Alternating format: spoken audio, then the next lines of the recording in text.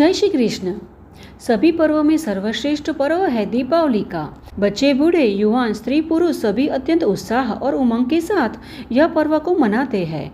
यह दीपक प्रकाश और चैतन्य का शुभ संकल्पों का मंगलमय त्योहार है। यह पर्व अनेक कारणों से मनाया जाता है, जैसे कि भगवान श्री राम की विजय के लिए, जिन्होंने रावण जैसे दुष्ट राक्षस का अंत कर माता सीता को लेकर 14 वर्ष के वनवास के पश्चात अयोध्या वापस लौटे थे। और द्वापर युग में इसी दिन भगवान श्री कृष्ण ने दामोदर लीला की थी। कार्तिक मास की प्रदोष व्यापिनी अमावस्या तिथि पर दीपावली का पर्व मनाया जाता है और यह 5 दिनों के महापर्व पर विभिन्न देवी देवताओं की आराधना भी की जाती है, जैसे कि धनतेरस, नरक चतुर्दशी, लक्ष्मी पूजा, गोवर्धन पूजा एवं भाई दूज पर्व भी इसी 5 दिवसीय दीपावली पर्व का ही हिस्सा है। और दीपावली के आने से पहले ही सभी के घरों में दीपावली के लिए तैयारियां शुरू हो जाती है। बच्चों को नए कपड़े और पटाखे की खरीदी करनी होती है, तो स्त्रियां घर को सजाने के लिए भिन्न वस्तुएं लेती है। साथ ही दीपावली आते ही सभी माता लक्ष्मी की पूजा आराधना के लिए विशेष तैयारियों में लग जाते हैं, क्योंकि दीपावली पर माता लक्ष्मी की पूजा आराधना कर उनका आशीर्वाद प्राप्त किया जाता है। अब प्रश्न यह उठता है कि इसी दिन माता लक्ष्मी की पूजा विधि विधान के साथ करने का विधान क्यों है? तो चलिए उसके पीछे का कारण भी हम जान लेते हैं। और इस कथा का वर्णन हमें देवी भागवत, स्कंद पुराण जैसे महान ग्रंथों में प्राप्त होता है। तो आइए इस दीपावली के पावन अवसर पर हम इसी कथा का श्रवण करते हैं। तो कथा के अनुसार पूर्व काल में जब विरोचन के पुत्र और प्रहलाद के पौत्र राजा बलि ने अपने विशाल सेना के बल पर समस्त पृथ्वी के साथ स्वर्ग पर विजय प्राप्त कर ली थी, तब त्रिलोक पर विजय प्राप्त कर राजा बलि ने एक बार गुरु शुक्राचार्य की देखरेख में एक विशाल यज्ञ का आयोजन किया था और इस यज्ञ में लक्ष्मी जी सहित भगवान श्री हरि विष्णु का आह्वान किया गया था। तब ब्रह्मचारी के रूप में वामन भगवान वहां आ पहुंचे और उन्होंने 3 पग भूमि मांगकर राजा बलि से सब कुछ वापस ले लिया था।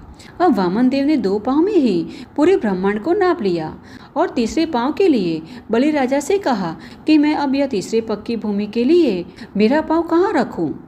तब महाराज बलि ने अपना सर आगे किया और कहा कि आपका तीसरा पग मेरे सिर पर रख लीजिए।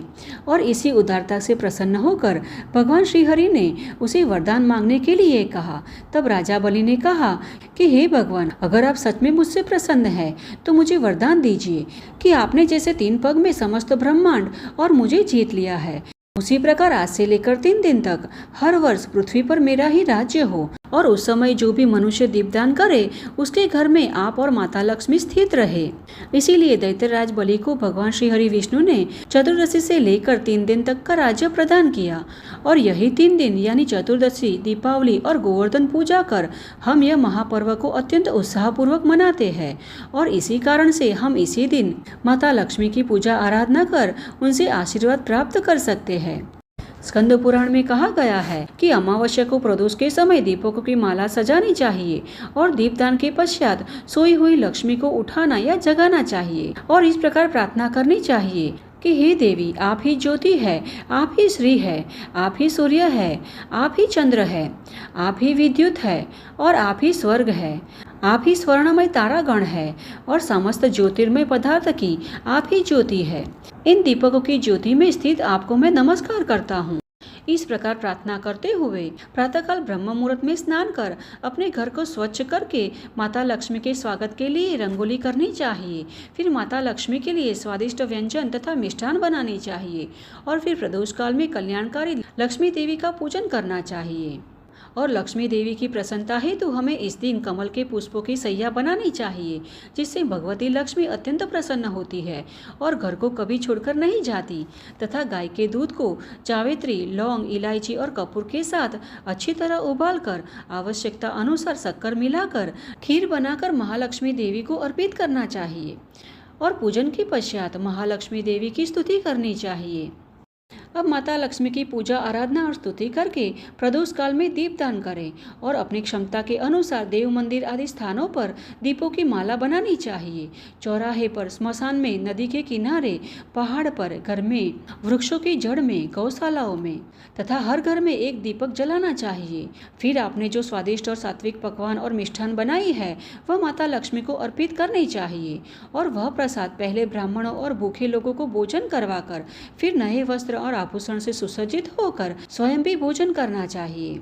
इस प्रकार दीपावली के दिन हमें पूर्ण श्रद्धा और प्रसन्नता पूर्वक माता लक्ष्मी और भगवान श्री हरि विष्णु की पूजा आराधना कर उनको अपने घर पर आमंत्रित करना चाहिए और उनका आशीर्वाद प्राप्त करना चाहिए।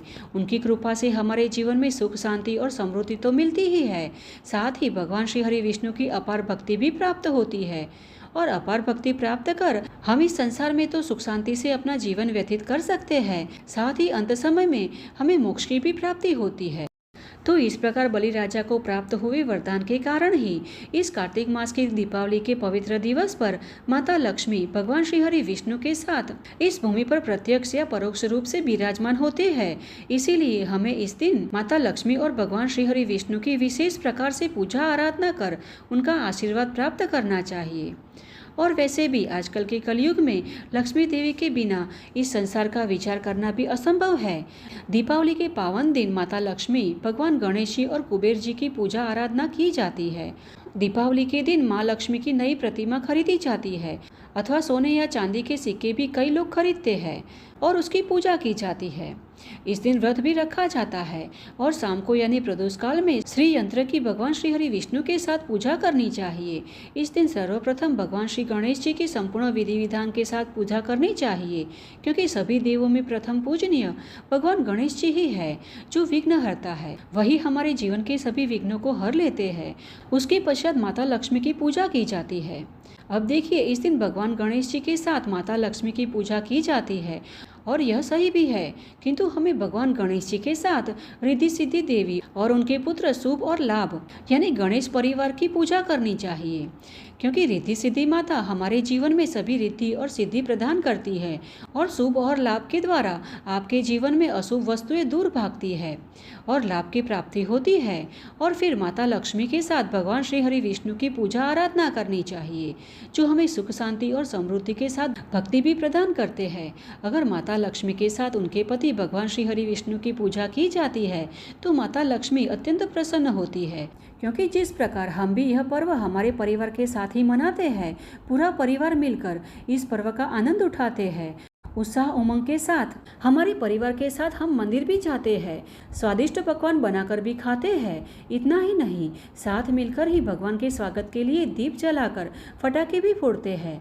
तो फिर भगवान गणेश जी और माता लक्ष्मी भी अपने परिवार के बिना यह पूजा कैसे स्वीकार करें। अतः हमें इस दिन सर्वप्रथम भगवान गणेश जी की उनके परिवार के सहित पूजा करनी चाहिए। फिर माता लक्ष्मी के साथ ही भगवान श्री हरि नारायण की पूजा करनी चाहिए। हमारे शास्त्रों में भी कहा गया है, यत्र प्रशंसा कृष्णस्य तद भक्तिस्य पितामह सा चत कृष्ण प्रिया देवी तत्र तिष्ठति संततम। अर्थात हे पितामह, जहाँ कहीं भगवान के आर्य विग्रह और उनके शुभ नामों का कीर्तन होता है, वहाँ सर्व मंगल रूप कमला यानी लक्ष्मी देवी निवास करती है। जहाँ कृष्ण और उनके भक्तों की निरंतर प्रशंसा होती है, वहाँ कृष्ण प्रिया लक्ष्मी देवी सदैव रहती है। तो इसीलिए हमें इस दिन माता लक्ष्मी के साथ भगवान श्री हरि विष्णु की अवश्य ही पूजा करनी चाहिए, क्योंकि माता लक्ष्मी भी अपने पति भगवान श्री हरि विष्णु के बिना इस पूजा का स्वीकार नहीं करते। अब माता लक्ष्मी की पूजा में गन्ना, कमलकट्टा, खड़ी हल्दी, बिल्वपत्र, पंचामृत, गंगा जल, उनका आसन, रत्न आभूषण, गाय का गोबर, सिंदूर, भोजपत्र इत्यादि वस्तुओं को उपयोग करना चाहिए। तो इस प्रकार इस दिन विधि विधान पूर्वक माता लक्ष्मी और श्री हरि विष्णु के स्वागत के लिए अपने घर को दियों से सजाना चाहिए तथा उनसे प्रार्थना करनी चाहिए कि वह हमारे परिवार को अपना आशीर्वाद प्रदान करे और हमारे घर में, हमारे जीवन में और हमारे हृदय में सदा सर्वदा के लिए विराजित रहे। तो यह थी आज की हमारी दीपावली की कथा। हमें आशा है कि यह कथा आपको अच्छी लगी होगी, तो इसे अधिक से अधिक लोगों में शेयर कीजिएगा, जिससे कि वे भी इस कथा का श्रवण कर पुण्य फल की प्राप्ति कर सके। तो चलिए दीपावली के इस पावन अवसर पर माता लक्ष्मी और भगवान श्री हरि विष्णु की पूजा आराधना कर उनकी कृपा प्राप्त करते हैं और उनसे उनकी शुद्ध भक्ति के लिए प्रार्थना करते हैं। और फिर से मिलते हैं ऐसी ही वैदिक और प्रमाणभूत कथाओं के साथ। तब तक के लिए जय श्री कृष्ण।